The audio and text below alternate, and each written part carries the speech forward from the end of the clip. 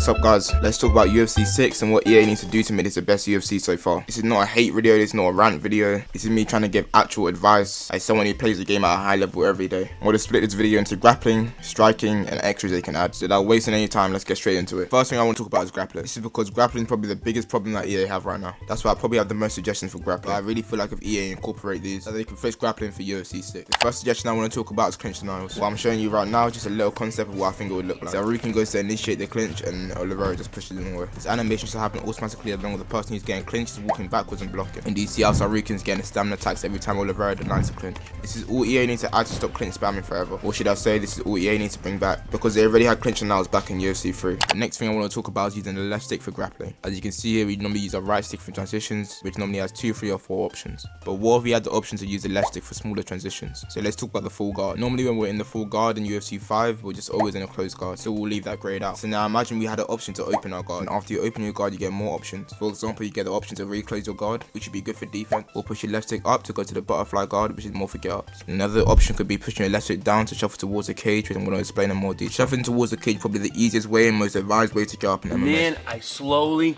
get back up to my feet, kind of pressing myself into the cage to help me stand up.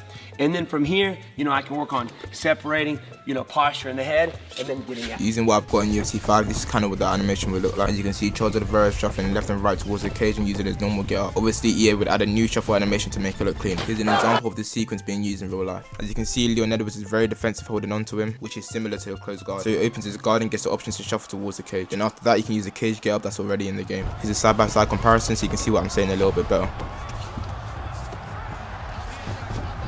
Now this would be OP if it wasn't punishable, so it has to be punishable. Here's an example in Undisputed 3, where Dustin Poirier decides to open his guard to shuffle, and as soon as Gaethje spots that, boom, boom, he gets punished leading to a knockout. As you can see when Oliveira shuffles, the split second was Harukin's arms are free, which means he should be able to land 3 ground and pound. This leads on to my next idea, which is not being fully postured up or postured down when landing ground and pound. This is what posturing up looks like right now, and right now you have an invisible timer that at around 5 seconds you posture back down, and to be honest it's just so unrealistic. Let me show you why. So this is an animation that's already in the game. You see how he's 3/4 postured up. You can see that his hands are free enough to land a slice on elbow or hammer fist. So this should be a new type of ground and pound that they add to the game that should do more damage than being fully postured down, but do less damage than being fully postured up. Here's an example of Harukin doing this to Oliveira in real life. As you can see, he's not fully posturing up, but he's just doing explosive slicing strikes that are cutting Oliveira. Here's how I think it should look like side by side with how it looks like in real life. And these all should count as significant strike. The amount that the person postured up should be the percentage of the full damage that they're going to do with the ground and pound. So if someone pushes up 80%, then they should do 80% of the damage that it would do when they're fully postured up.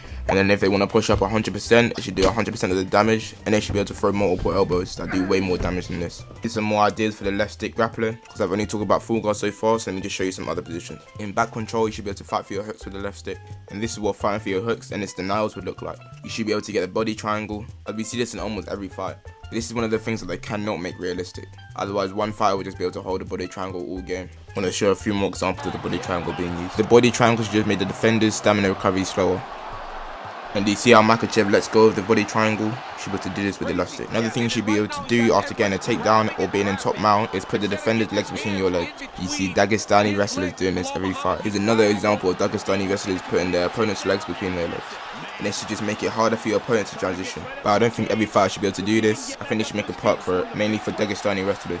The last thing I want to talk about for grappling is standing ground and pound. Right now I don't like the way that stack guard flows to feet on hip. Right now you have an invisible timer for around 5 seconds in stack guard before it goes automatically to feet on hip. Now imagine we can use the muscle modifier which they added to UFC 5. Power from feet on hips to stack guard. And if the person on the bottom defends 2 strike, it goes automatically back to feet on hips. This is a similar system to this ground and pound in this example. Our goal here is to make the ground game flow better. Everyone just sitting still waiting for their stamina to come back up and it just ruins the flow of the grappling. So EA needs to start letting people get damage and transitions without fully committing their stamina. This is why I think EA should also half stamina cost of transitions, so we can string transitions together and make it flow better. Now moving on from the grappling, let's get into the striking. I don't think striking is that bad right now in UFC 5, so I don't have as much to say when it comes to striking. The first thing I want to talk about is leg kick. Let's see how many leg kicks it takes to get a rock in this game. 2, 3, 4, 5, 6, 7, 8, 9, 10, 11, 12, 13, 14, 15, 16, 17 leg kicks. But now look at this. 1, 2, 3 checks and you're ready rock. This means if you count both legs, you have to land 34 leg kicks to get a rock. And if you get checked on 6 of them, you're gonna get rocked. So basically, if you need that translated into normal English, targeting the legs is completely useless right now, even though leg kicks are very effective in real life. This is why the game just feels like a headhunt battle. So EA, please double the leg kick damage and half the damage you get from getting checked. But if they don't want to change the damage, then at least make it so you have to time your check, and that you can't just hold L2 and R2. You have to tap L2 and R2 as soon as the leg kick comes. So this is the normal animation for hook. You see when you walk into it, Saruken does a special animation. So imagine that special animation just did a little bit more damage, like a power shot. This is just a little idea I had. I really don't think it needs to be added to the game, but I just thought it would be cool. The next thing I want to talk about is unique fighter animations. EA already have a good foundation with this, with Conor McGregor, MVP, Dominic Cruz, and TJ Dillashaw. But all they need to do is add some more. I feel like they're already working on this, so I'm not going to talk too much about it.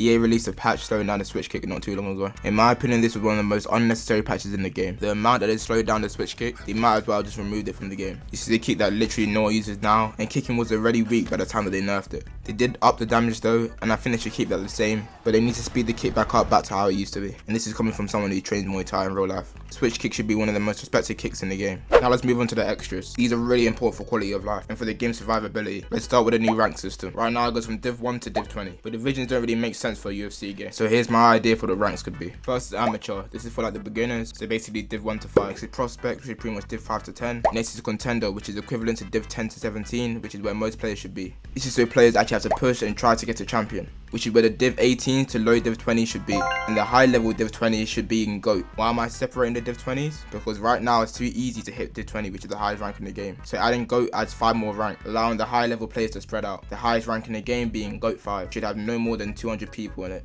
So if all these ranks go to 1 to 5, there'll now be 25 ranks in the game, instead of a congested Div 20. These designs are just concepts I made in 20 minutes. I know EA could come up with way better designs for ranks. Next thing I want to talk about is number rating. For some reason, after UFC 3, EA ditched number ratings and started using stars instead. Problem with this is that stars aren't detailed enough. It means an okay fighter like Peyton Talbot, who has good striking and bad grappling, but have the same amount of stars as a legend with good striking and grappling. And I do agree that Kevin Randleman is not a 5-star fighter, but Peyton Talbot is nowhere near his level. This is where number ratings come in. Here's the concept design that I made. Now this design displays that they're both 4.5-star fighters, but Kevin Randleman's overall rating is 7 points above, allowing players to know that they're not on the same level. EA look at the other games, for example FIFA, they use number ratings for a reason, because if they have over 10,000 players all on 4-star and 4.5-star ratings, it makes it really hard to compare who's better.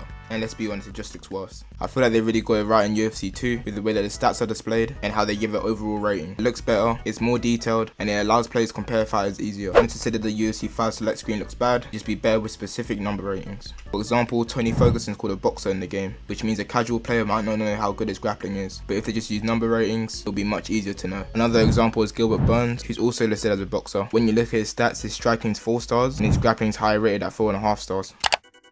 The thing I want to talk about is knockouts and post-knockout strikes. EA needs to bring back the full ragdoll knockouts and make sure that every knockout feels different. We basically bring it back to how they had it in UFC 2. There's a reason why UFC 2 knockout videos have the most views. 10 million views on a UFC video is actually insane. It's just because they had rare animations and every knockout felt different and satisfying. Trigger warning for my next idea, but let's add some rare bone break animation to the game. When I say rare, I mean like once every 500 games. Because if you want the game to be popular, you need viral moments. And rare bone breaks is an easy way to add viral moments to the game. And is a good use for the increase to the M for mature rating.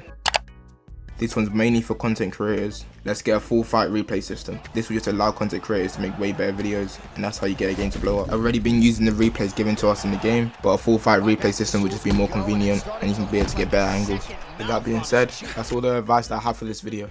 Hope EA will actually add some of the stuff from this video to the game. Comment down below anything you think from this video that they'll actually add to the game. Other than that, please remember to like and subscribe, and we'll be coming with more content. See you guys in the next one. One more question. Have you ever wondered what the UFC would be like if it was a league? Well, I'll put that to the test in this video. Well,